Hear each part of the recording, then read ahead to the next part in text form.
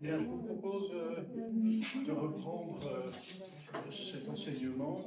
La dernière fois que je l'ai vu, c'était si que je vous ai presque oublié. En plus, c'était dans un lieu épouvantable. Là, on est chez des juristes tranquilles, c'est agréable. Alors, juste quelques mots pour vous remettre un petit peu dans le flux de ce cours. Mon objectif, pour commencer, c'était de vous rappeler les éléments déterminants du contrat. Et donc, on a là-dessus, on a évoqué tout ce que le contrat pouvait faire, qui va très au-delà de la création de l'obligation. Et on s'est rendu compte qu'en réalité, le contrat était devenu quelque chose de très diffus, c'est-à-dire une espèce de bon à tout faire du droit français qui permet d'incarner complètement les effets de la volonté en droit. Alors, après ce premier mouvement où j'avais évoqué les effets volontaires du contrat, les effets involontaires, c'est-à-dire les effets déclenchés par le contrat, il en était donc question de savoir quel était le rôle de la volonté. Et on avait passé un certain temps à revenir sur une fausse idée, sur un faux concept, plutôt un faux concept. J'allais dire un concept devenu faux. Non, il a toujours été faux, qui est l'autonomie de la volonté. L'autonomie de la volonté, c'est-à-dire cette prétention que la volonté aurait d'être supérieure à la loi et d'être totalement ductile en matière de contrat, c'est-à-dire qu'elle pourrait tout faire grâce à la loi. Et c'est essayer de livrer, mais de quelque façon comprennent cela, cette conception, de façon fondamentale, de façon technique, c'était pas quelque chose d'exact. Les contrats légalement formés, mieux de le voir, légalement formés, c'est le contrat. Et donc, il y a à la volonté des normes qui sont des normes de la loi. Et donc, j'en étais arrivé à cette question. Alors, si on écarte l'autonomie de la volonté, si on se dit que c'est une expression qu'on utilise, à mon avis un peu à tort, et je vous suggère de remplacer le terme d'autonomie de la volonté par le terme de force obligatoire du contrat, qui me paraît plus juste. Au fond, ce qu'on veut dire, c'est qu'on peut s'obliger par un contrat. On peut s'obliger par un contrat, mais alors, quel est le rôle exact de la volonté dans le contrat? Et là, je crois que pour répondre à la question, on va d'abord suivre le code, et puis ensuite, on va prendre une distance par rapport à un code, même le code de 2006, qui me paraît peu satisfaisant. En fait, on a une réponse en deux temps, et je ne suis pas sûr que ce soit très satisfaisant. Le premier temps, c'est l'article 1100-1 du Code civil. Je vous ai pas dit ça, hein, c'est nouveau. Bon, moi, je suis capable de reconnaître une de. Donc, l'article 1100-1 nous dit quoi? Nous dit les actes juridiques peuvent être conventionnels ou unilatéraux. Les actes juridiques peuvent être conventionnels ou unilatéraux, et vous savez tous ce qu'est un acte juridique, qui est défini par cela. Les actes juridiques sont des manifestations de volonté destinées à produire des effets de droit. Donc, la volonté peut intervenir en droit, on le sait, c'est quelque chose qui est connu, et on dit que ces actes juridiques peuvent se faire, alors ils sont conventionnels ou unilatéraux, qu'est-ce que ça veut dire? Alors là, il y a eu un loupé de la réforme de 2026, convention, ça n'est plus du vocabulaire du code civil. Donc, je crois qu'il faut comprendre conventionnel par opposition à unilatéral. Unilatéral, il y a des actes juridiques qui sont seuls, conventionnels, des actes juridiques qui se font à plusieurs. Bon. Et ça, je crois qu'on l'avait évoqué en commençant. Qu'est-ce que c'est que le contrat? Il est défini un peu après. C'est l'article 1101. Le contrat est un accord de volonté entre deux ou plusieurs personnes. Et donc, vous voyez que si on raisonne en fonction du nombre de personnes pour chercher le rôle de la volonté, on commence avec des actes juridiques qui peuvent se faire à plusieurs ou seuls. Plusieurs, c'est deux ou plus que deux. Et quand on passe au contrat, il y a quelque chose qui disparaît. Le contrat est un accord de volonté entre deux ou plusieurs personnes, c'est-à-dire qu'on ne fait pas le contrat seul. Il y a des actes juridiques unilatéraux, mais il n'y a pas, attention, je ne dis pas qu'il n'y a pas de contrat unilatéral. Je dis qu'on ne fait jamais un contrat tout seul. Donc, le contrat, ça se fait à deux ou à plus que deux, mais ça ne se fait pas seul. Alors, pourquoi est-ce que je vous dis ces choses qui sont relativement simples et que j'ai déjà probablement évoquées lors de la première séance? Parce que je crois que quand on cherche le rôle de la volonté, il est très important de se demander la volonté de combien de personnes. Il y a donc trois cas à distinguer. Deux, plus que deux, moins que deux, c'est-à-dire un.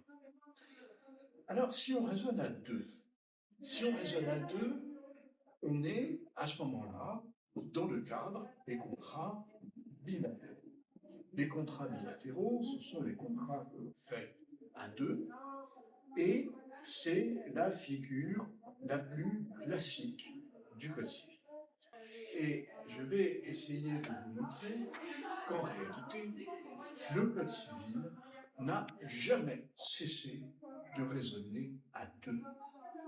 C'est-à-dire que on nous parle des actes juridiques, on nous parle des contrats, mais en réalité, tout le droit français est obsédé par une figure qui est celle du contrat bilatéral classique, comme si c'était la seule.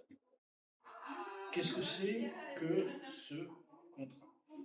Le contrat bilatéral, c'est évidemment un contrat qui se fait à deux, et le fait qu'il se fasse à deux est très important quand on cherche à comprendre le rôle de la volonté. Parce que dans ce contrat, la volonté joue de façon réflexive. Quand on est deux, chacun compte sur l'autre.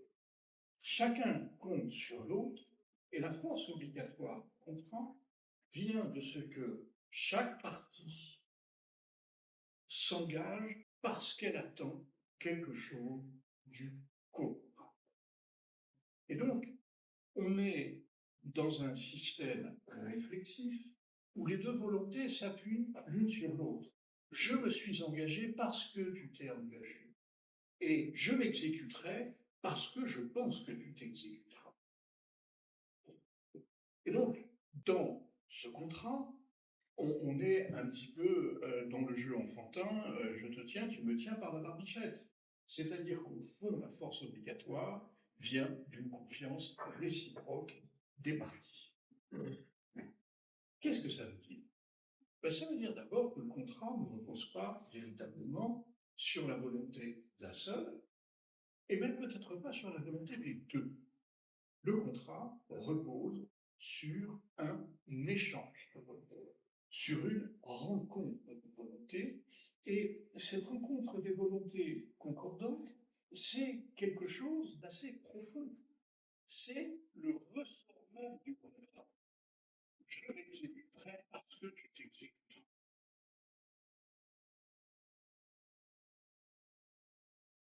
Et du coup, ce contrat bilatéral est un contrat qui a une figure particulière, c'est ce qu'on peut appeler un contrat d'échange. Contrat d'échange, chacun s'engage à quelque chose que l'autre n'a pas, et le contrat réalise un échange de prestations. Rappelez-vous les formules du droit romain. Do ut des. Je te donne quelque chose pour que tu me donnes autre chose. Do ut facias. Je te donne quelque chose pour que tu fasses quelque chose pour moi. Le contrat d'échange, c'est ça. C'est l'idée que chacun veut ce qu'il n'a pas, que l'autre a, et que l'autre est prêt à lui apporter. Et donc, le contrat se fonde sur une position antagoniste entre les parties. Chacun veut ce que l'autre a. Il y a donc un conflit. Et l'exécution du contrat apaise le conflit. Je voulais un bien et j'étais prêt à payer pour. L'autre avait un bien dont il n'avait pas besoin, mais il voulait de l'argent. Par le contrat, on apaise la tension et on apaise la conflictualité entre les parties. Et donc, la force obligatoire du contrat, la raison pour laquelle ça tient lieu de loi, c'est tout simplement parce que dans ce huis clos à deux qu'est le contrat, chacun a compté sur l'autre et chacun avait quelque chose à offrir à l'autre qu'il pouvait suspendre. Le revers du contrat, c'est l'exception de l'exécution. Si tu ne fais pas ce que tu veux faire, ben moi je ne ferai pas. On se tient. La force obligatoire vient évidemment de la loi, de l'article 102 ou 3. Les contrats tiennent lieu de loi, mais aussi fondamentalement de ce que les parties se tiennent elles-mêmes. Si chacune veut quelque chose, il faudra bien qu'elle apporte sa propre prestation. Est-ce que vous comprenez ce modus operandi, ce mode opératoire du contrat bilatéral? Bon. Maintenant, si je passe à un contrat collectif, c'est un contrat à plus que deux. Donc ça commence à 3 ou plus. Dans un contrat collectif, les choses sont immanquablement différentes. Pourquoi est-ce que je dis qu'elles sont immanquablement différentes? Parce que le mode opératoire du contrat bilatéral, le fait que les parties s'appuient les unes sur les autres pour s'obliger, à 3, à 4, à 10, à 100, ça disparaît. Ça disparaît, ça ne peut plus marcher de la même façon. Le contrat collectif, plus que deux, est autre chose qu'un contrat d'échange. Alors, si on cherche dans les coins, on va peut-être trouver des contrats à 3 où chacun se donne quelque chose. C'est possible. Et si vous avez de la délégation, vous allez peut-être me dire, oui, mais à 3, on peut encore avoir cet équilibre. D'accord. Mais ce seraient des cas particuliers. Quand on a un contrat collectif, les volontés ne sont plus des volontés antagonistes. Les volontés sont des volontés convergentes. À plusieurs, on veut réaliser ensemble quelque chose. Et voulant le réaliser ensemble, nos volontés se tendent vers un objectif commun. Et donc, il n'y a plus aucune opposition entre les volontés. Il n'y a plus aucune opposition. On est dans une relation de convergence. Et dans cette relation de convergence, eh bien, le mode opératoire de la volonté n'est plus le même. On passe de volontés antagonistes à des volontés convergentes. On veut ensemble faire quelque chose. Imaginez que dans cette salle, on décide de faire, je ne sais pas, une banque de données juridiques ou un site juridique pour donner des conseils à ceux qui en ont besoin. Ça, je suppose qu'on soit capable de les donner. Et ça, c'est autre chose. Imaginez qu'on veuille faire ça. Comment on va faire? Comment on va faire? Bah, il y en a qui vont apporter de l'argent, il y en a qui vont apporter de la matière grise, il y en a qui vont apporter leurs compétences de webmaster, il y en a qui vont apporter la logistique, comment on réunit les documents pour être capable de faire le travail.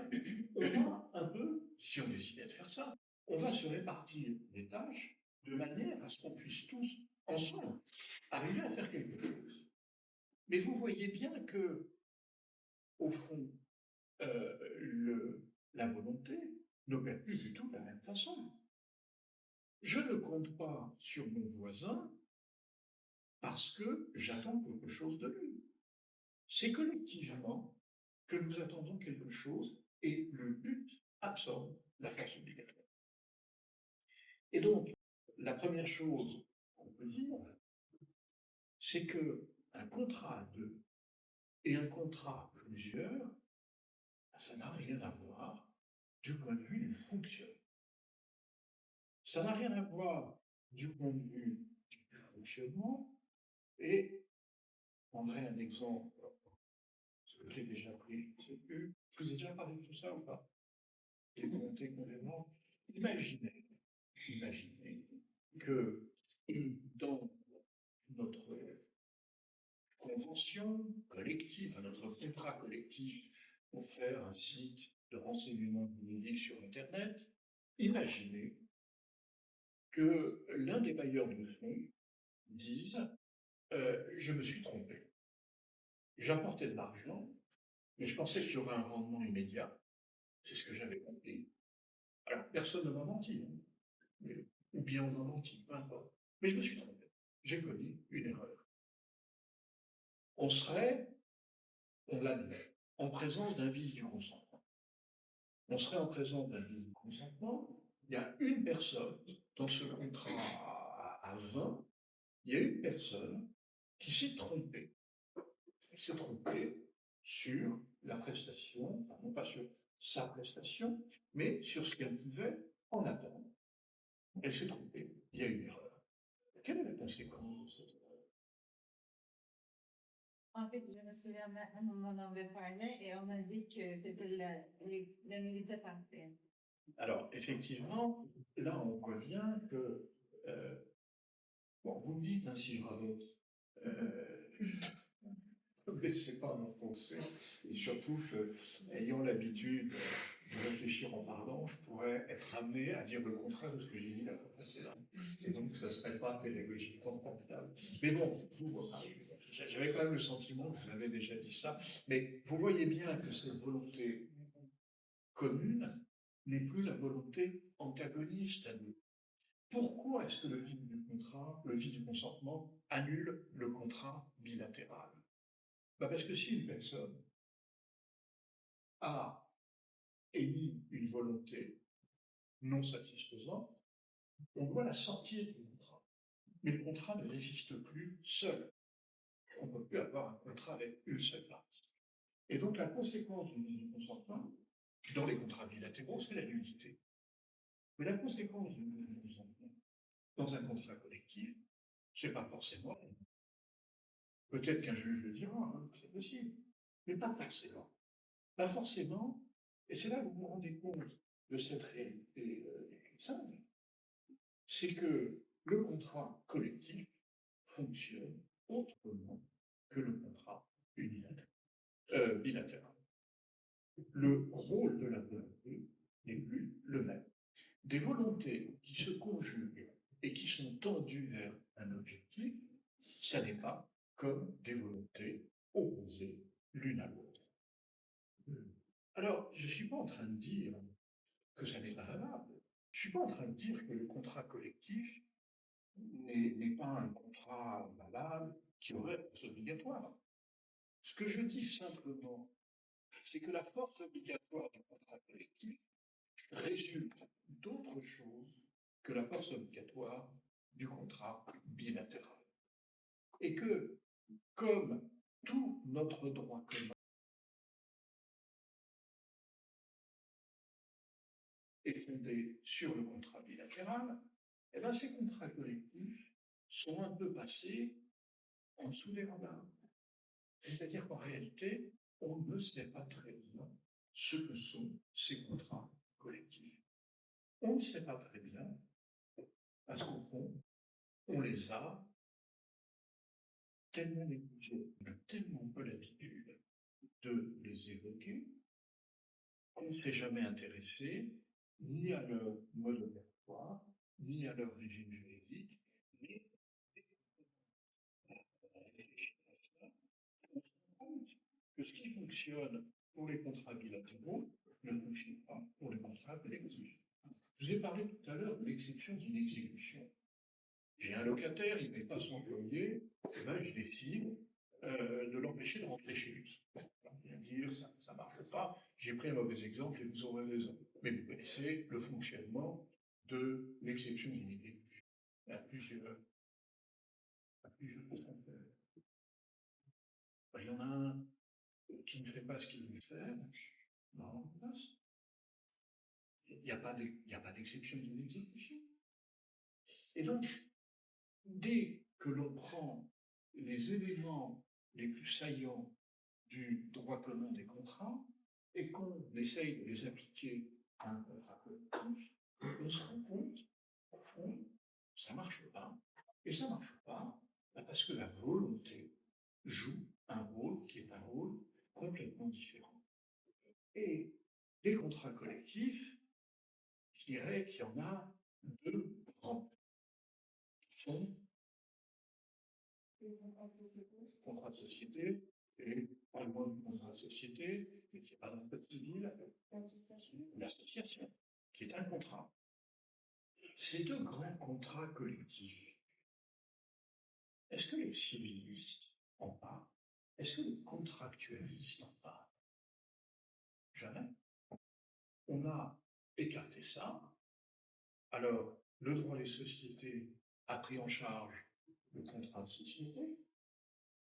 Le contrat d'association n'est réellement traité par personne. C'est un contrat collectif qui n'intéresse personne. Et pourtant, il y a de nombreux arrêts de la Cour de cassation, arrêts de principe, qui nous disent que le contrat d'association est régi par le droit commun des contrats. C'est un contrat, mais c'est un contrat qui ne marche pas comme les contrats du droit civil. Et donc, on a écarté ça. On a écarté ça et la difficulté va bien au-delà. Avec la SAS, Société par action simplifiée, on a une société qui est franchement très peu sociétaire et très contractuelle. Ce que je veux dire par là, c'est que la SAS, à mon sens, n'est pas régie par l'ordre public sociétaire, mais vraiment par le droit commun des contrats. C'est un contrat spécial. J'ai fait le tour de toutes les revues de société en leur disant, écoutez, je vous propose de faire une chronique de SAS à la façon d'un contrat spécial. Personne ne veut. Personne ne veut. On a, avec la SAS, un matériau extrêmement utile. On n'arrive pas à le traiter comme un contrat. Et au fond, ni les civilistes, ni les affairistes ne le veulent. Donc on a véritablement, on se rend compte qu'on a véritablement quelque chose qui fonctionne autrement. Alors, je vous laisse un instant de côté ce contrat collectif, vous m'avez suivi à peu près, qui fonctionne autrement. Et j'en arrive à, oui, voilà, quelque chose. Dans ce contrat collectif, vous voyez bien que du point de vue de la volonté, il y a quelque chose qui, de prime abord, ne va pas.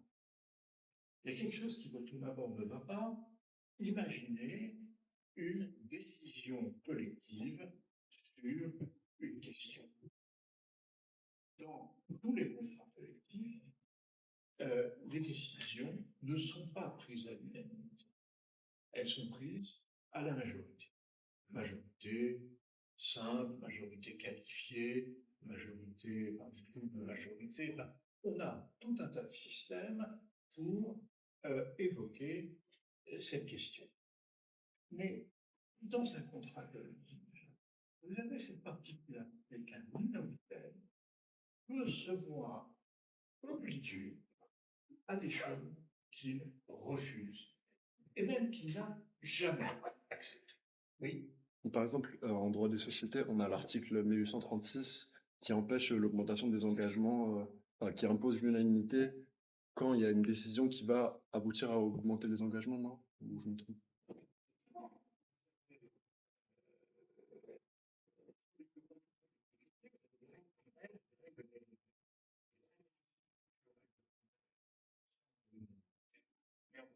Les questions des règles dérivées. Alors, l'exemple qui vous est peut-être familier, celui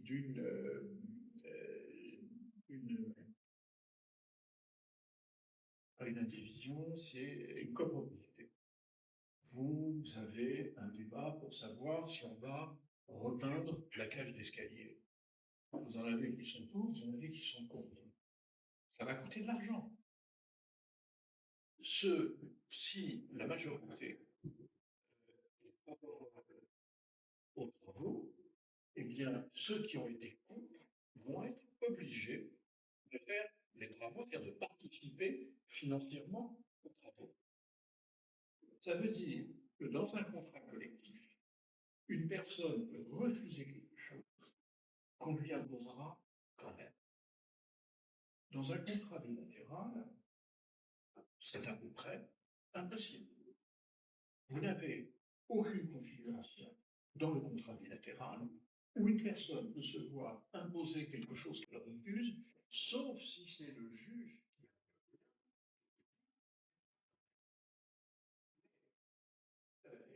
et encore, il faut qu'il y ait des circonstances assez particulières. En général, ce qu'on va se demander, c'est est-ce que les parties ont été d'accord à l'origine là-dessus? Dans un contrat collectif, on ne se posera pas forcément la question. On va voter et en fonction du vote, on va imposer quelque chose à un minoritaire.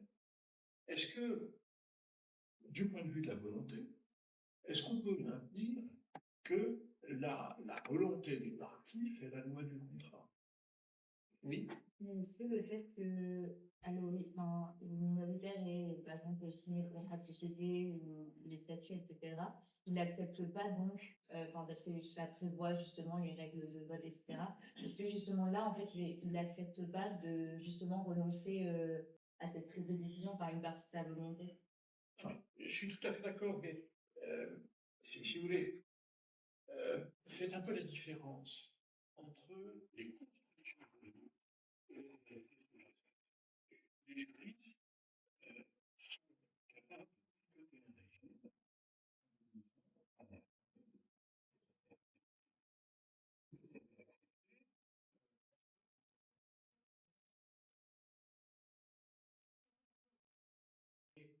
du point de vue de la volonté. À un moment donné, je n'étais pas d'accord pour engager des travaux. Peut-être que je ne peux pas les payer et que ça va, je ne peux pas payer ma cote-part, ça va mettre dans une situation de grande difficulté et on va m'imposer. Et je vous rappelle,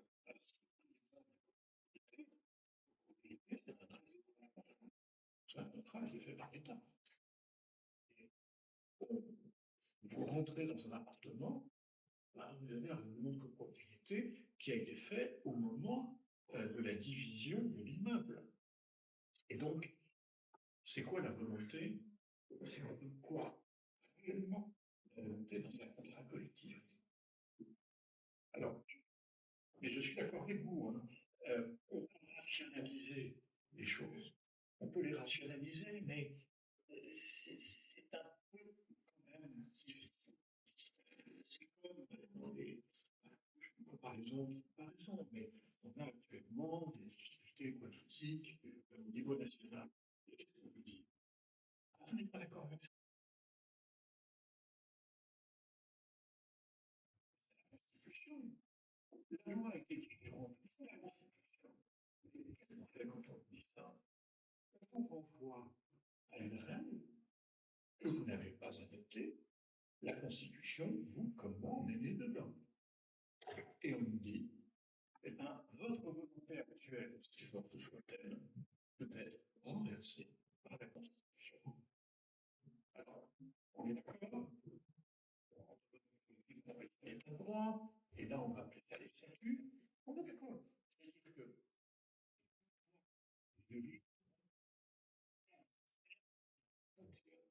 mais vous voyez bien que quand vous avez une décision très forte d'une majorité législative, on est toujours un peu heurté quand le Conseil constitutionnel nous dit ah non, non, non, vous faites pas ce que vous voulez, vous faites ce que moi je trouve. Bon. Et là, vous voyez, est-ce que la volonté est à l'œuvre dans les contrats collectifs? Oui, mais pas forcément. Est-ce qu'on pourrait considérer que la contrepartie du fait qu'on puisse imposer, par exemple, à un minoritaire quelque chose, c'est le fait qu'il puisse partir unilatéralement, il puisse céder ses parts? Parce que dans un contrat bilatéral, on ne peut pas vraiment sortir comme ça du jour au lendemain. Alors que dans un contrat de société ou une association, on peut sortir. Et donc, si on nous impose quelque chose qui ne nous plaît pas, on peut théoriquement juste céder nos parts et partir. Oui, mais ce qui a été noté, c'est pour vous. Donc, effectivement, vous pouvez dire le système ne me convient plus tel qu'il est, je partirai au futur. Oui. Mais ma volonté a été brimée à un moment donné.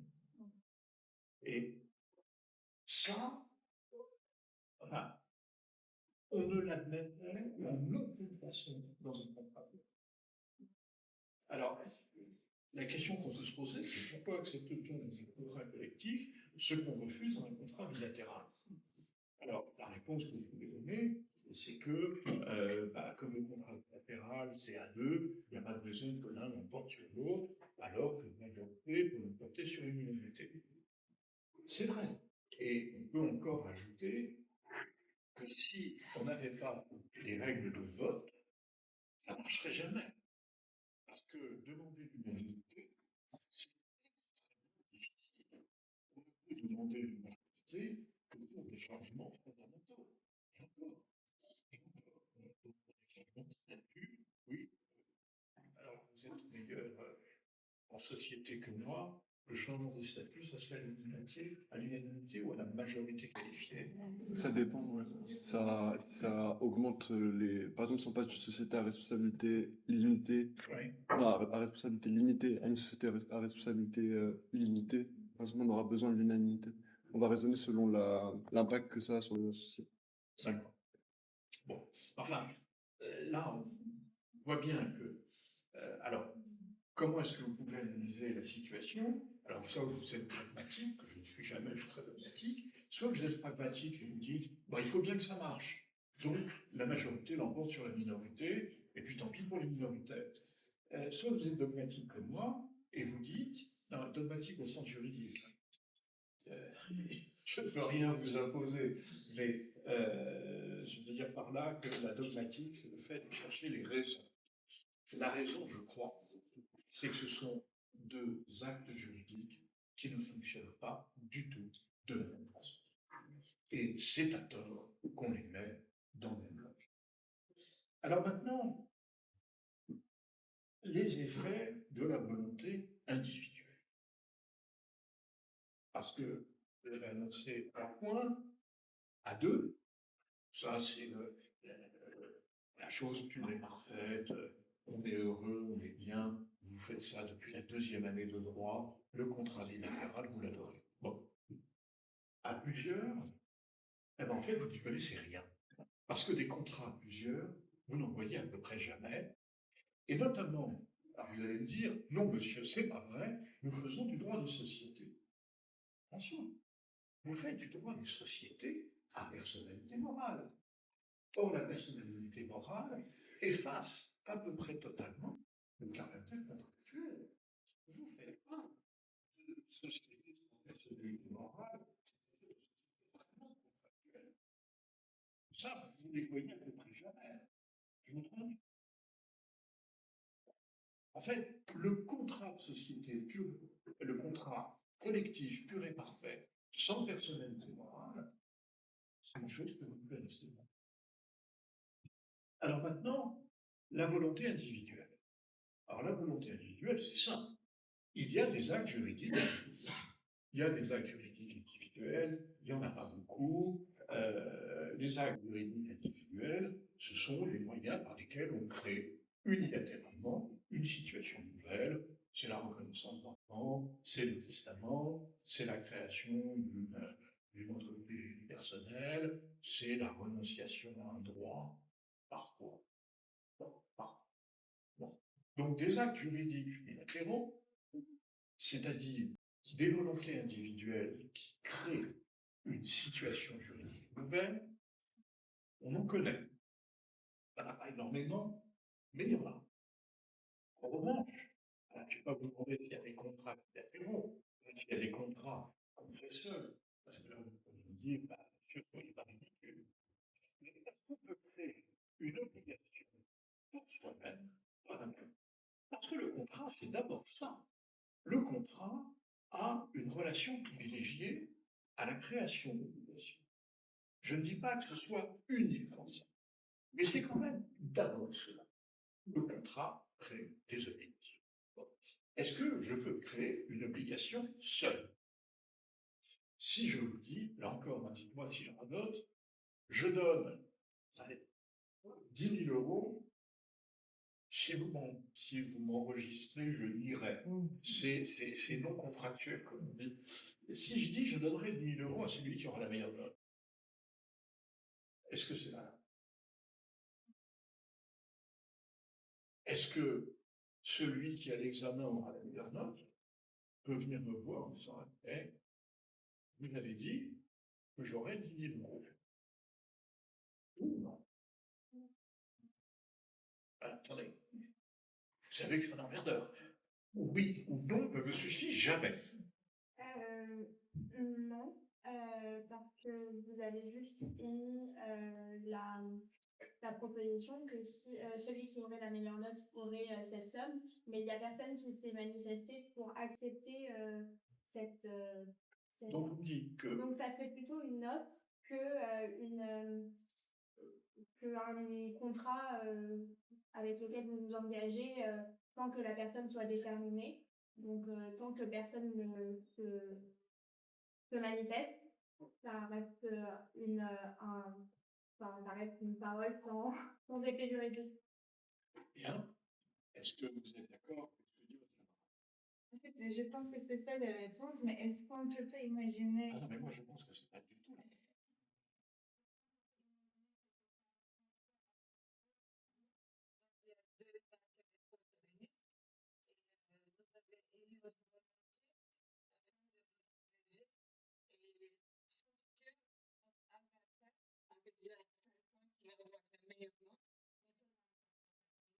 Mais déterminant.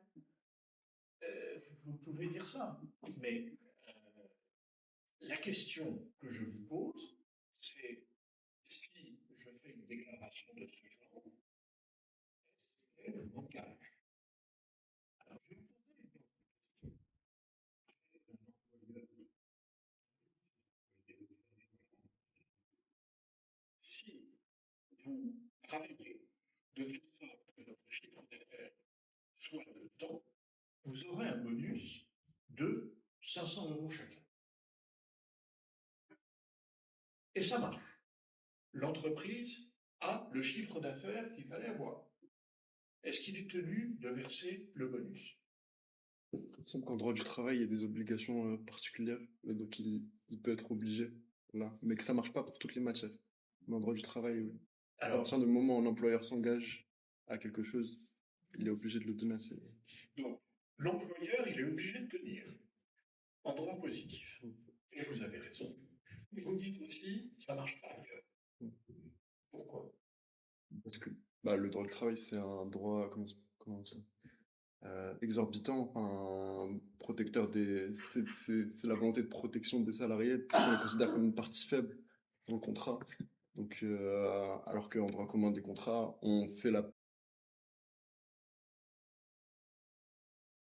présupposition que les parties sont à égalité, et donc on sera. Quand bien même vous feriez cette Ouais. présupposition, qu'est-ce qui m'empêche de m'engager seul? Alors, d'abord, positivement, il faut savoir que l'engagement unilatéral de volonté n'est pas valable en droit français.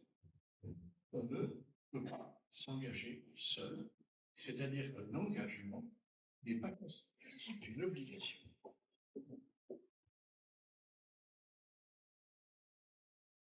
Qu'est-ce qui se passerait?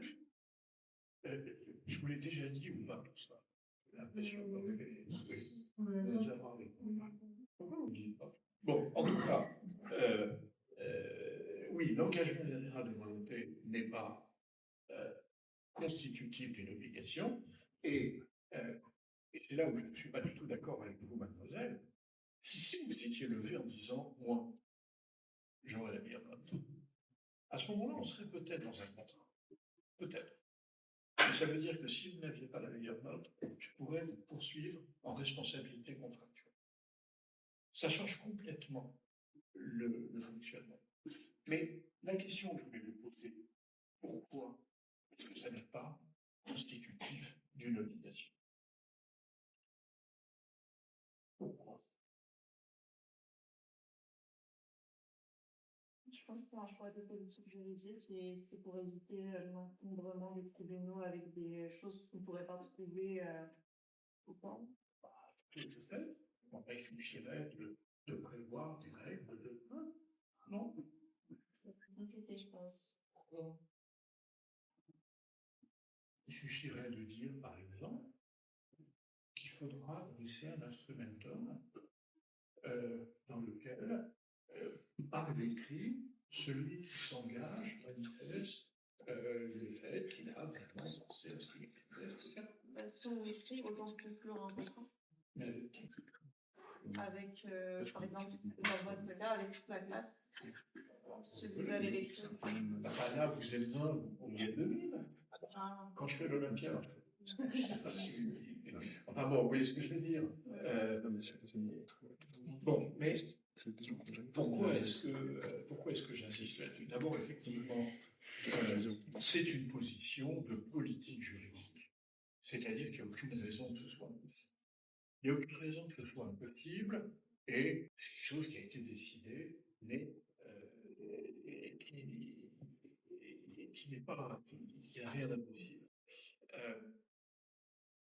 Non, pardon, je suis en train de me parasiter moi-même en me demandant, mais quand est-ce que je vous en ai parlé?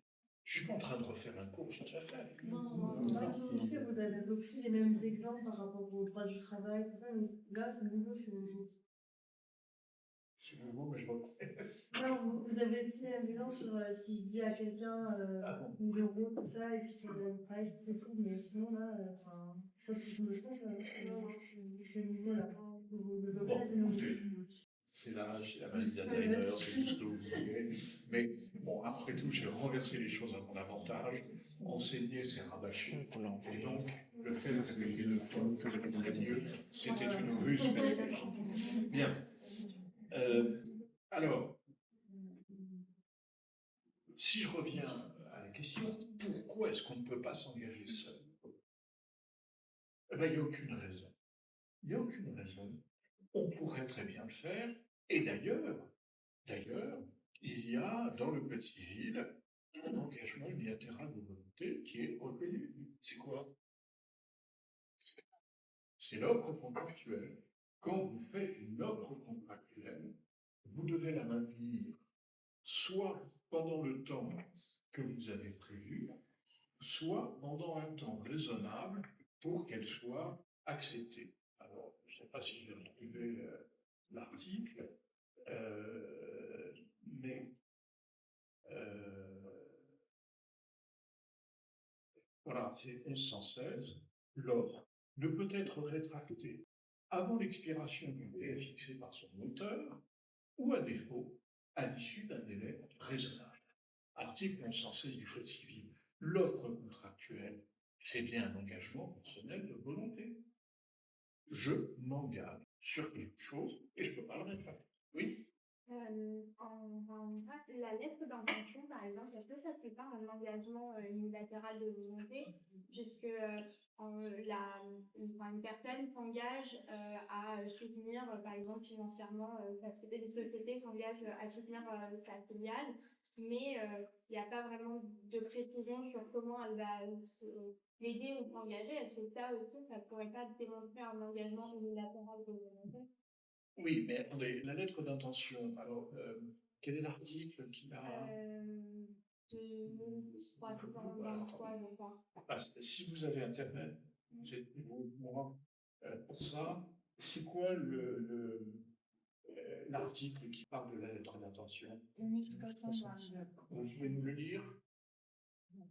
La lettre d'intention est l'engagement de faire ou de ne pas faire ayant pour objet le soutien apporté à un débiteur dans l'exécution de son obligation envers son créance. Et en général, la lettre d'intention est reçue. C'est-à-dire qu'il y a un accord de celui du créancier qui prend acte de la lettre d'intention. C'est-à-dire qu'elle a un aspect contractuel. Mais je suis d'accord avec vous. Au fond, je crois, mais ce n'est qu'une hypothèse, hein, je crois que la catégorie des contrats unilatéraux a été faite pour recycler les engagements unilatéraux de volonté. Ces engagements nous paraissaient souhaitables. Le contrat unilatéral, c'est quoi? C'est la rencontre des volontés dans laquelle il n'y a qu'une seule des parties qui s'engage. Par exemple, le cautionnement.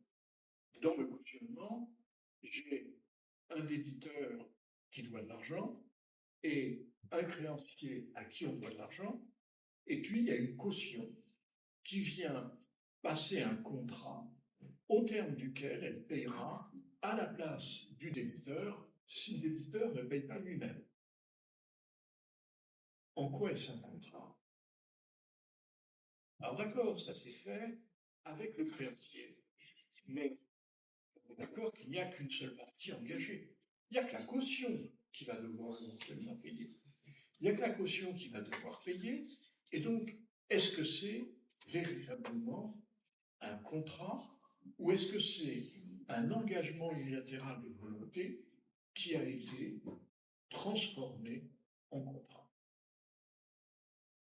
Je ferai volontiers l'hypothèse que dans la plupart de ce qu'on appelle les contrats unilatéraux, en réalité,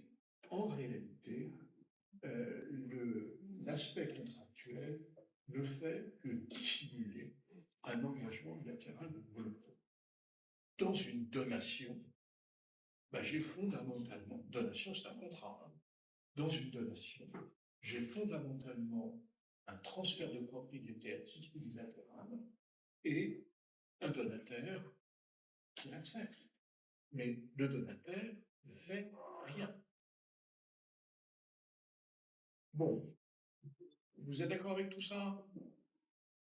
Est-ce que vous pouvez maintenant me dire pourquoi on n'accepte pas la volonté venant d'un individu et qui est tendue vers un but? Je ferai ceci. Et pourquoi est-ce qu'on accepte la volonté collective qui est, elle aussi, tendue vers un but?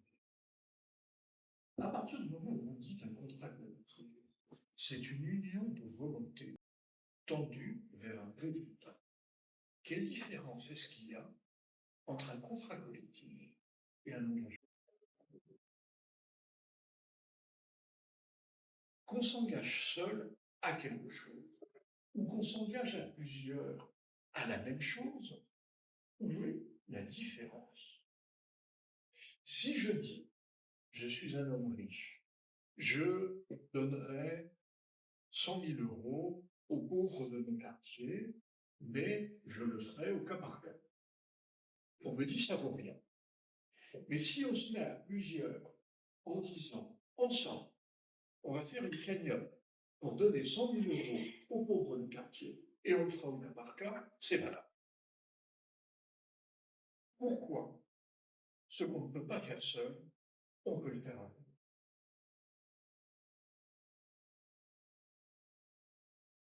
Est-ce que vous arrivez à voir qu'au fond, un contrat collectif et un engagement bilatéral de volonté, c'est la même chose, à ceci près que dans un cas, la volonté vient d'une personne, alors que dans l'autre cas, elle vient d'une pluralité de personnes. Oui, Peut-être parce que si je suis une seule personne qui s'engage, je peux défaire mon engagement, mon âme, et il n'y aurait plus d'engagement. Alors que si on est plusieurs, et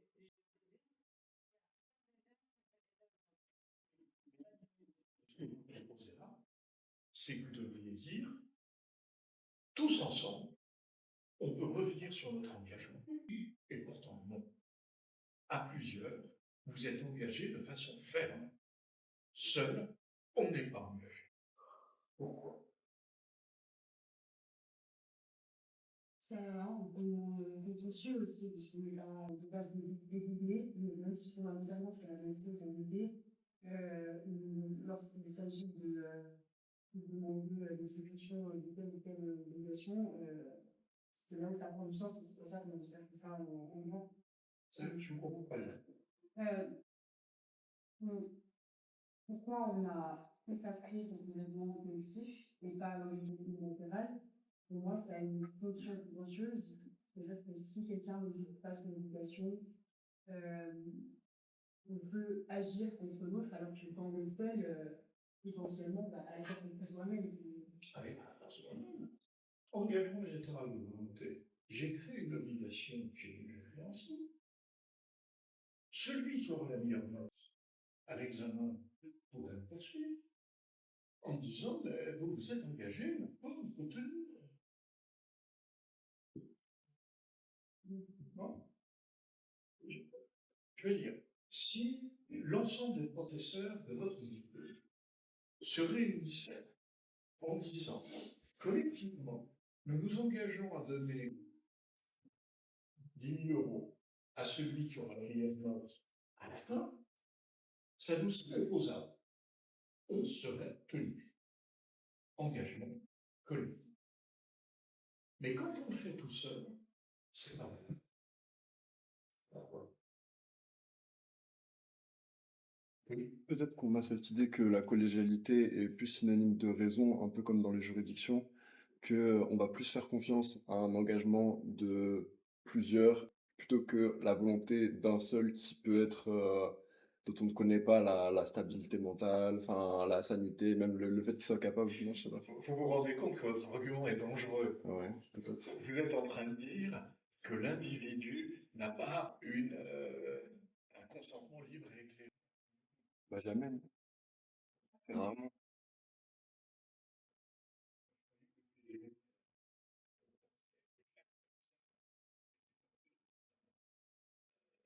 C'est une volonté qui lui permettait de s'engager. C'est une fiction juridique qui nous permet de tenir des contrats. Quoi. C'est en droit de ce point de vue-là, il y a que des fictions. Ouais, bien sûr. Ouais. Oui. Peut-être que c'est un niveau de risque, donc soit je suis dans l'engagement objectif, mais si une personne déjà à plusieurs degrés, il y a toujours une part de risque partagée par tout le monde avec une bonne engagement unilatéral. La personne qui s'engage, c'est éclairée de fait, peut-être qu'elle ne sait pas la portée de ce qui est dit. Les gens les plus Mais vigilants.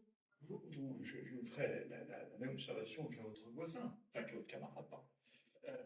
Vous vous rendez compte que si vous utilisez ce genre d'argument, qu'est-ce qui justifie le contrat annuel? On vit dans un monde dans lequel le droit civil, qui est un enfant des Lumières avec le code, table sur le fait que chaque personne a une volonté libre et éclairée a priori. Et donc, ça la rend capable d'être actrice de son propre développement dans la société Et alors, il y en a qu'on exclut grâce à la capacité d'exercice. On va vous dire que certains, institutionnellement, n'ont pas la capacité d'exercice, donc on les maintient dans le cadre de la personnalité en disant qu'ils ne peuvent pas se conduire eux-mêmes. Le droit de la consommation, lui, considère que nous sommes tous des indépendants. Tous. Donc le droit de la consommation, lui, a une position anti-lumière. Le droit de la consommation nous dit, vous êtes tous des crétins, et donc il faut qu'on prévoie toutes les conditions, parce que vous ne pouvez pas vous engager. Mais est-ce que l'argument qu'on utilise pour interdire, pour limiter l'engagement unilatéral de volonté, est-ce que ce n'est pas un argument qui prouve trop? Parce qu'à ce moment-là, il ne devrait même plus y avoir de contrat. Pourquoi ne puis-je pas m'engager seul? Oui. Peut-être que je peux pas. Un peu plus entre les engagements unilatéraux en fait pour vous. Et en fait, on n'a pas l'habitude de voir partout. En fait, ça peut quand même. On peut les présenter dans un contrat bilatéral. On est quand même conscient qu'on est en train de faire du droit. Alors que par un engagement unilatéral de volonté, on prend D'accord. Mais si on disait, l'engagement unilatéral de volonté est valable aussi les solennels, et fait par nous, avec la formalité consistant à écrire en toutes lettres ce à quoi on s'engage. Est-ce que vous ne croyez pas que par la solennité, on éviterait les paroles elles-mêmes? Et d'ailleurs, il y a d'autres choses. En fait, on a là une position juridique. Mais cette position, attendez, cette position juridique, au fond, elle consiste en quoi? Regardez l'ensemble des choses qu'on a dites sur le rôle de la volonté. Ben, finalement, le droit français ne caractérise la volonté en droit que quand on est deux. Il a tout construit sur cette hypothèse. Et dès qu'on sort de nous, qu'on soit un ou qu'on soit plusieurs, au fond, ça se met à patiner. Alors, un, on l'a écarté, plusieurs, on l'a accepté, mais au fond, on ne sait pas pourquoi et on ne sait pas comment ça marche. Oui. En fait, j'allais dire que quand on est une seule, on est toujours dans l'aspect contractuel et il nous manque un autre contractant. Alors qu'on est plusieurs, il y a plutôt une approche institutionnelle que le contrat. D'accord. Mais la question que j'ai posée, c'est pas est-ce qu'on peut faire un contrat tout seul? Ça n'aurait pas de sens. Mais est-ce qu'on peut s'engager seul? Et franchement, si on était sensible à la définition de la personnalité qu'on donne, c'est-à-dire que la personne, c'est le siège d'une volonté libre, capable d'assumer les droits et les obligations, eh ben on devrait les remettre. Bon, il se trouve qu'on ne l'admet pas. Mais vous voyez qu'en réalité, dans cette affaire, tout le droit français se ramène au contrat de la loi. Et j'insiste là-dessus, vous savez ce que c'est qu'une métonymie dans la rhétorique. La métonymie, c'est le fait qu'on a parti pour le tout. C'est le fait qu'on a parti pour le tout. Eh bien, qu'est-ce qu'on a fait dans le droit des obligations? On a dit, dans les obligations, on a le rôle de la volonté en droit. Et bien, malgré tout, ça n'est pas vrai. Ce rôle entier de la volonté en droit se ramène à une situation très particulière, qui est la situation des volontés antagonistes. Vous avez des doigts, Et vous avez dit un mot quand on va. Métonymie. M-E-T-E-N. M-Y-N-I-E. Métonymie. Prend la partie pour nous.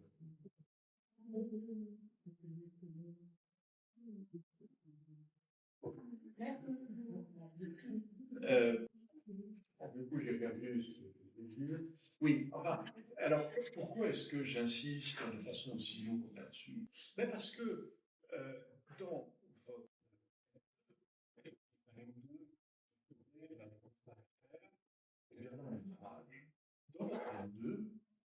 précisément, vous n'allez pas être confronté à des contrats bilatéraux. Les contrats bilatéraux, ce sont un peu les contrats du code civil, et on les connaît bien. La vente, l'entreprise, le mandat, le prêt, bon, tout ça on connaît, ça marche très bien. Mais les contrats d'affaires, ce sont des contrats qui se singularisent plutôt par le fait qu'il y a différents intervenants qui passent des contrats globaux ou des contrats séparés qui s'unissent dans le cadre d'un groupe de contrats. Et donc, euh, vous êtes a priori du côté non réglementé. C'est-à-dire que tout ce qui a été fait et qui culmine dans la réglementation des contrats spéciaux, euh, tout ce qui a été fait, eh ben, au fond, ça marche très bien, mais ça ne vous intéresse pas tellement, parce que les contrats d'affaires sont précisément des contrats qui s'intègrent dans une autre perspective, cette autre perspective sur laquelle il y a un véritable silence du droit. Et c'est ce qui fait que, au fond, tout ce que vous allez faire si vous allez du côté contractuel, c'est de profiter de l'article 1, le contrat peut être fait par plusieurs personnes. Si vous allez en désigner la force obligatoire, et comme il n'y a pas de théorie générale du contrat collectif, qu'est-ce que vous allez faire dans votre politique? Eh bien, vous allez, dans chaque contrat, faire la théorie générale, la théorie spéciale de votre contrat.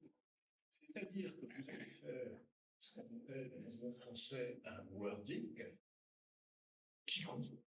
C'est bon wording? Oui. Merci. Alors, je me moquais de vous. Donc, on va faire un wording dans lequel vous allez évoquer tous les éléments du contrat, toutes les aventures de votre contrat. Parce qu'il y a une chose que vous savez, c'est que le droit commun ne vous servira à peu près à rien. Le droit commun, parce que vous êtes dans des contrats collectifs, le droit commun ne vous aidera à peu près jamais à gouverner votre contrat. Et donc, l'ingénierie contractuelle a pris l'habitude, euh, à l'initiative des pays anglo-saxons qui institutionnellement ont une théorie générale du contrat, l'ingénierie contractuelle a pris l'habitude de faire des contrats très longs parce qu'on explique tout. On dit pour chaque hypothèse qui pourrait éventuellement, très éventuellement se présenter, voilà comment ça va fonctionner. Et c'est un peu regrettable, mais tout ce que le code pourrait vous apporter, ben, au fond, vous n'en bénéficiez pas dans ces contrats.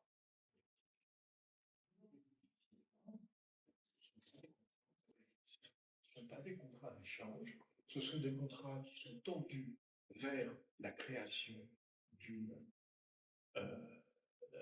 d'une opération particulière.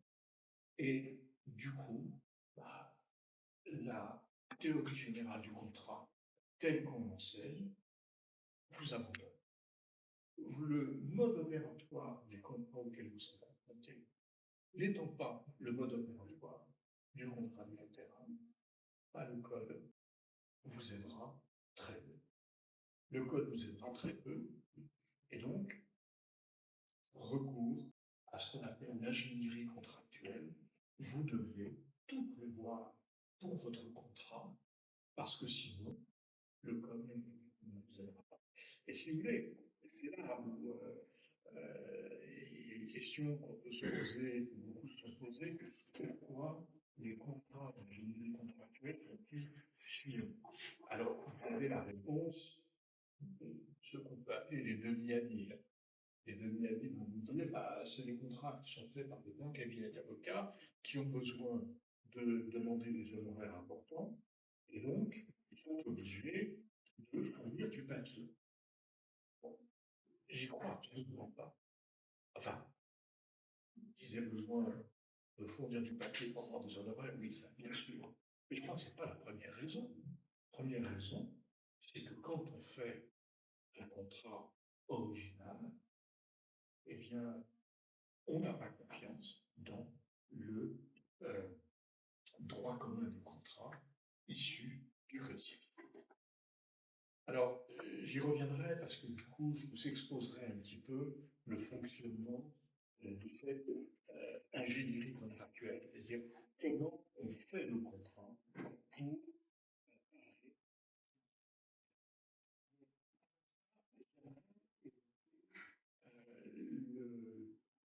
une question un peu préparatoire à propos de la conception du contrat, où je vais encore rester un petit peu dans le droit français tel qu'on le connaît. Donc, deuxième question, question de la conception des contrats.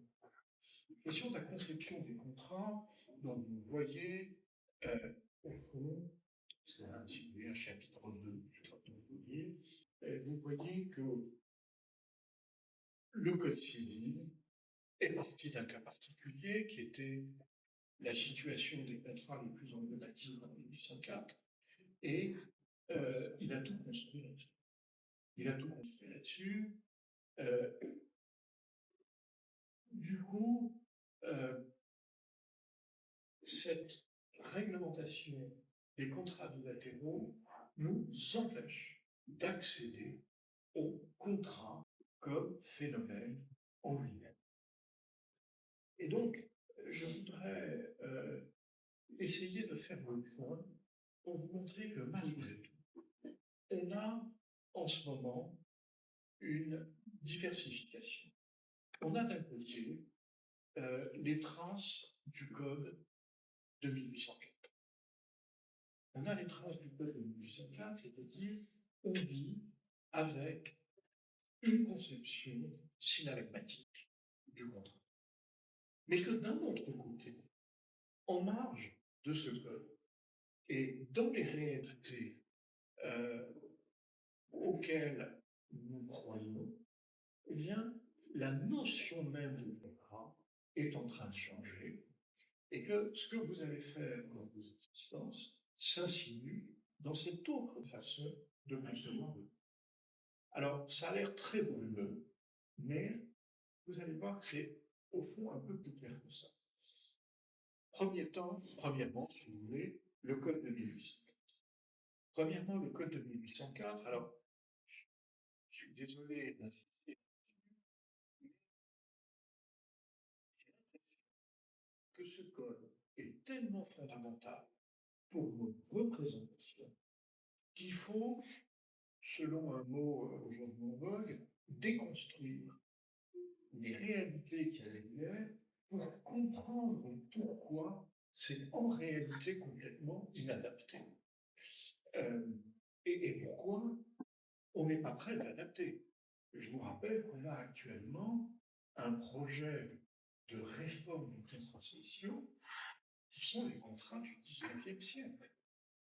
On n'a pas fait un projet de réforme des contrats spéciaux, on n'a pas fait un projet contrats spéciaux 21e siècle, qui serait probablement des contrats de distribution, des contrats du droit des affaires. Non, on reste bloqué, figé sur une certaine représentation, mais ce que je voudrais vous montrer, c'est qu'une fois que vous aurez compris cette représentation, vous verrez qu'il y a aussi autre chose qui est en face de vous. Alors, comment est-ce qu'on peut caractériser le code de 1804 en matière contractuelle, ce code que vous avez probablement pas étudié? Je suppose que vous êtes tous des enfants de la réforme de 2016. Vous n'êtes pas des vieux chevaux comme moi, vous êtes jeunes, vraiment, et vous allez commencer vos études après 2007. Mais enfin, le code de 1804, c'est simple. Tout pour la formation, rien pour l'exécution. Dans le code de 1804, nous avons un déséquilibre absolu entre la formation du contrat, qui est extraordinairement développée, et l'exécution du contrat, contrat qui ne l'est pas.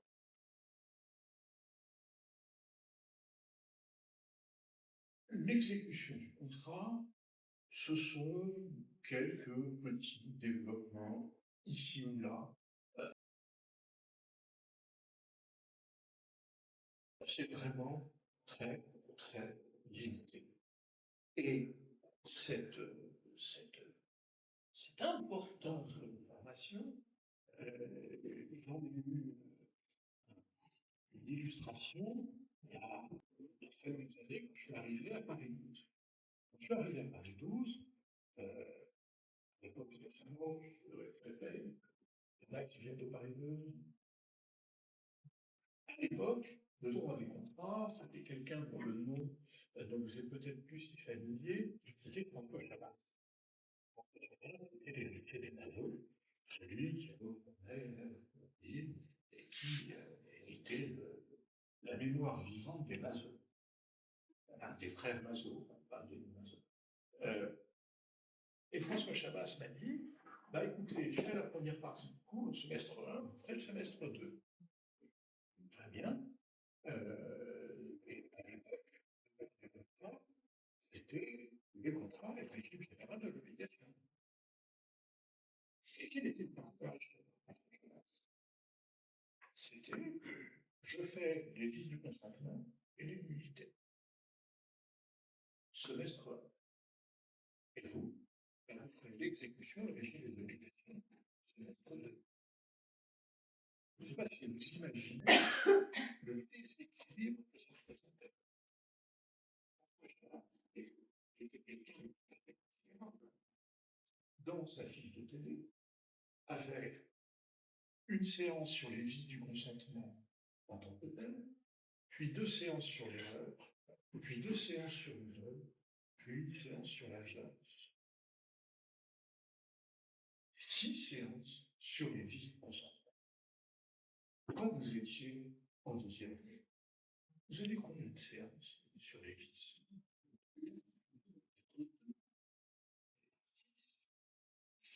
On était à une époque, mais c'est pas si vieux, hein, même si vous pensez que je suis né pour la Première Guerre mondiale, je vous assure que c'était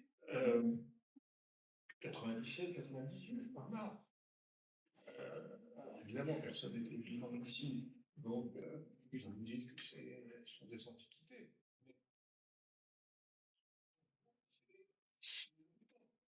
Donc, la forme, c'était l'essentiel des parce que la définition du contrat à l'époque, c'était le contrat, c'est un acte créateur d'obligation. Et donc, une fois que le contrat a été formé, le contrat a créé des obligations, et donc, il n'y avait pas d'exécution du contrat. Il n'y avait que l'exécution des obligations. On passe sans transition de la formation du contrat, c'est-à-dire la création des obligations, et ensuite, ensuite on passe à l'exécution des obligations. Prenez, c'est un petit peu historique aujourd'hui, mais prenez le plan du Code civil tel qu'il existait.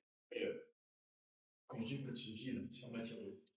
Regardez, en 1804, on avait un contrat dans lequel vous aviez un petit chapitre qui s'appelait disposition préliminaire. Disposition préliminaire, c'est la définition de l'article 101, le contrat est une variété de conventions, et la description qu'on a encore, les contrats cinématiques, les contrats coopératifs, les contrats onéreux, enfin, toutes ces descriptions. C'était très court, plus court qu'aujourd'hui. Ensuite, on passait à un deuxième chapitre. Le deuxième chapitre s'intitulait des conditions essentielles pour la validité des conventions. Des conditions essentielles pour la validité des conventions, c'était le problème de la formation du contrat. Et ce problème de la formation du contrat se divisait en 4 sections principales: le consentement, la capacité, l'objet et la cause. C'était assez simple. Donc, chapitre 2, des conditions essentielles pour la validité des conventions. D'après vous, quel était le chapitre 3?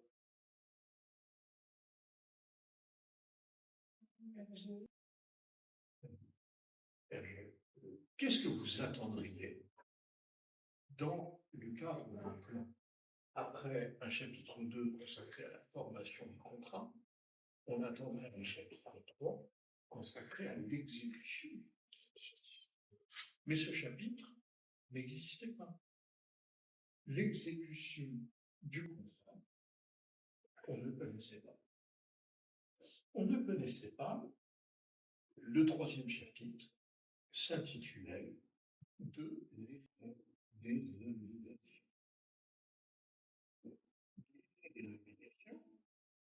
Vous voyez qu'il y a là une logique. Le contrat crée des obligations et ensuite les obligations s'exécutent selon leur nature. Et donc on passe de la formation du contrat à l'exécution des obligations. Est-ce que vous me suivez? Oui? Pas de problème? Oui. Voilà, la différence par contre entre l'exécution simple et l'exécution des obligations. C'est là pourquoi tu me dis ça. Vous avez dit qu'il n'y avait pas d'exécution, mais simplement l'exécution des obligations. Il n'y a pas d'exécution du contrat. Du contrat. Mais le contrat, il est formé par des obligations. Le contrat, pardon? Il est formé par des obligations. Uniquement. Non, du coup, c'est quoi l'autre?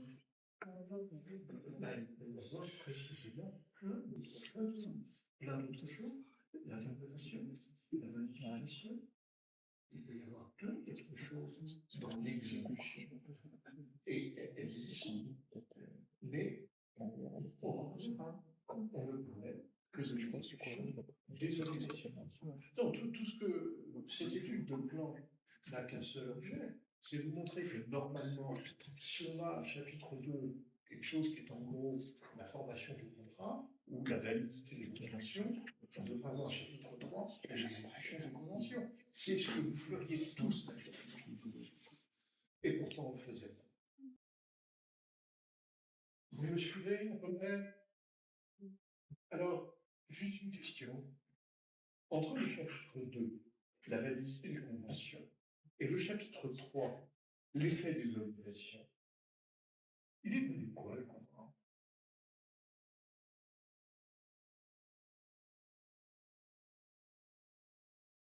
Est le contrat.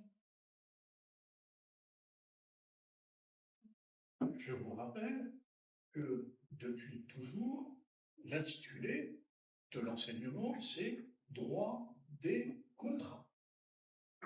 Dans mon chapitre 2, dans le chapitre 1, dispositions préliminaires, j'ai une description des contrats. Dans le chapitre 2, on me parle de la validité des contrats. Et ensuite, on me parle de l'effet des obligations. Il est où mon contrat?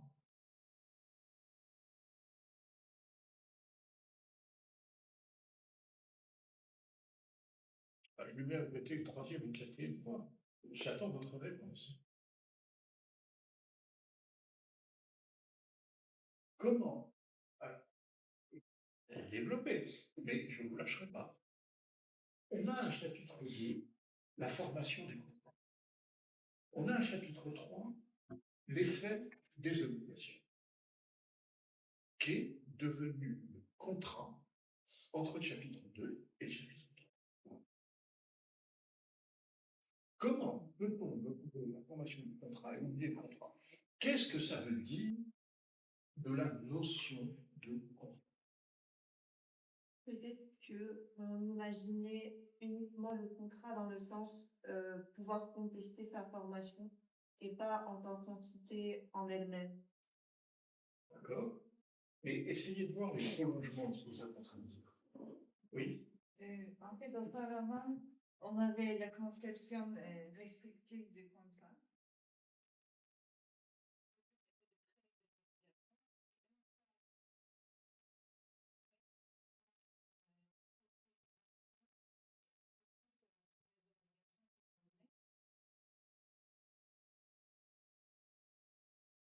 Et c'est pour ça qu'on a construit la méthodologie pour développer.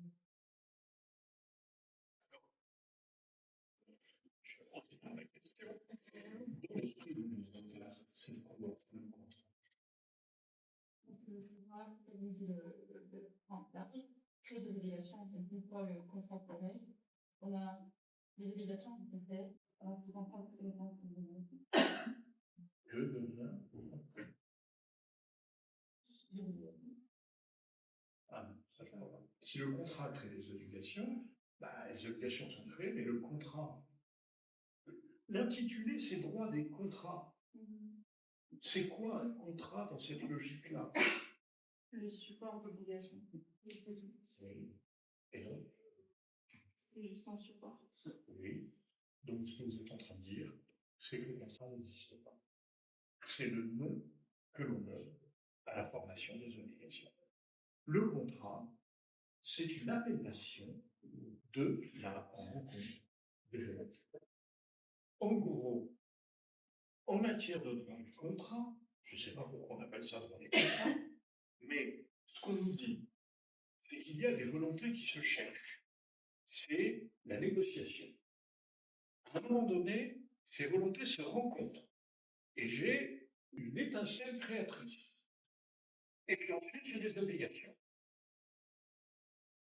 Mais le contrat lui-même, c'est un simple mot. Ça n'existe pas. Oui. Mais dans le cas d'un contentieux, on va quand même en revenir au contrat et à sa lettre. C'est lui qu'on va présenter devant le juge. Je ne sais pas, peut-être pas. Bah, on risque de perdre si on se fonde pas sur des prévisions contractuelles. À moins Oui, qu'on contradisait. À quoi est-ce que vous faites allusion précisément? Aux clauses contractuelles. Ah oui, mais les clauses contractuelles, c'est instrumental. Elles ont été voulues et on a des clauses. Vous savez, on en parlait très peu. Hein. On en parlait très peu. Il y avait un seul domaine où on parlait des clauses, c'était Mariage. pardon, Le mariage.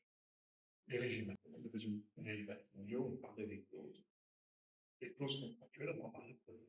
Mais vous voyez que en 1804, le contrat n'est pas une notion juridique. Le contrat, ce n'est pas un organisme. Le contrat, c'est le nom que l'on donne à la création des obligations. C'est le nom que l'on donne à la création des obligations, c'est-à-dire que on nous parle de droit des contrats, on fait comme si on avait quelque chose de substantiel, quelque chose qui est tantôt un négocium, tantôt un instrumentum, etc. Mais en réalité, le contrat, ça n'existe pas. Le contrat, c'est ce qui permet de créer comme ça des obligations. Et donc, on était dans une situation un peu de faux semblant. On parlait de droit des contrats, la doctrine parlait d'exécution des contrats, mais en réalité, le contrat, c'était un mot qui correspondait à un contenu évanouissant. Le contrat, j'avais expliqué. Vous voyez, le contrat, c'était l'appellation globale, la rencontre des volontés et la création des obligations.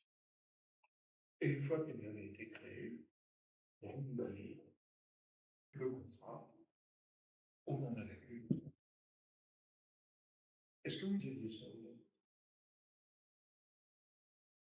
Non, oui. Est-ce que vous diriez aujourd'hui que le contrat n'a pas de substance?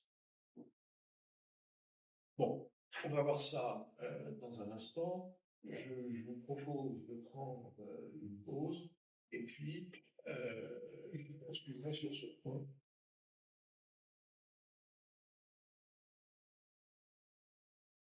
Et poursuivre avec des obligations futures. Alors, je reviens à ma question. Dans l'esprit de 1815, c'est pas moi,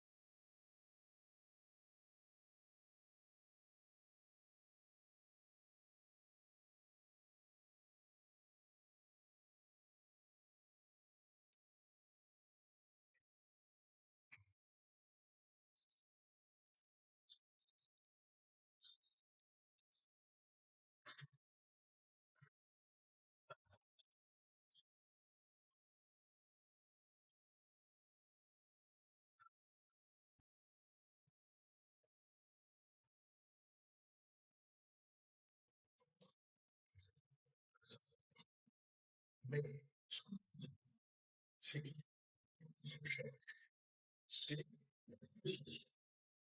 À un moment, c'est volonté, c'est rencontre. Et et puis ensuite, j'ai des expressions.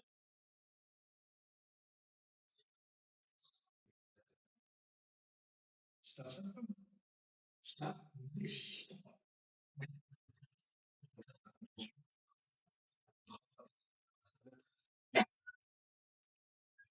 Peut-être que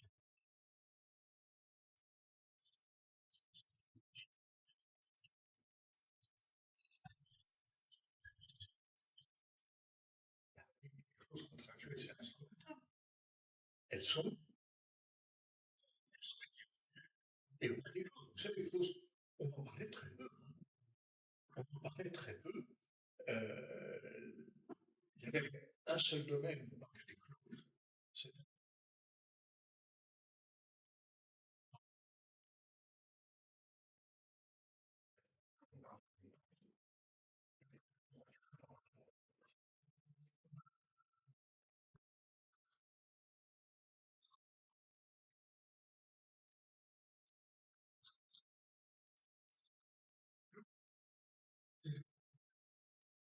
à la création des c'est- c'est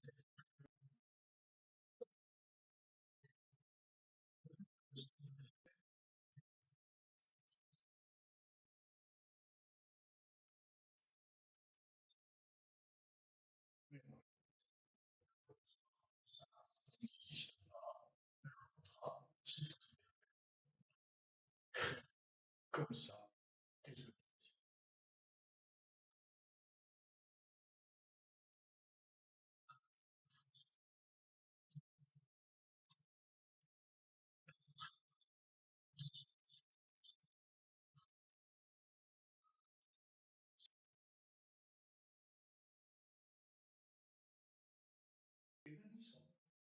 Le contrat n'a jamais existé.